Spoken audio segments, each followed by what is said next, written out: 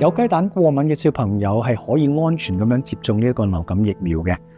如果佢有輕微嘅過敏，譬如食完雞蛋之後皮膚有啲紅啊、有啲痕呢，佢哋嘅家庭醫生嘅診所裏邊已經可以安全接種噶啦。至於有啲比較嚴重啲，譬如食完雞蛋之後面或者嘴唇有腫脹，其實都可以喺一個醫院嘅環境裏邊安全咁樣接種呢個流感疫苗。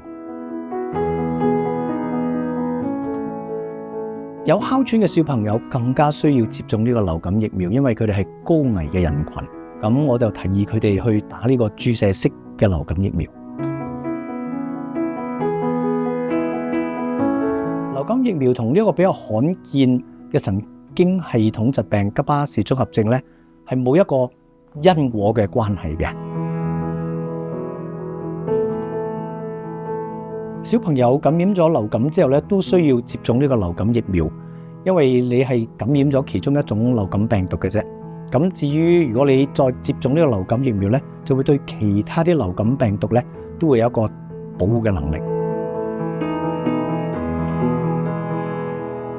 其實應該每年都要接種呢個流感疫苗，因為每年嘅流感疫苗嘅成分呢都會更新嘅，而接種咗呢個流感疫苗得到嘅保護能力呢係能夠維持6至9個月啫。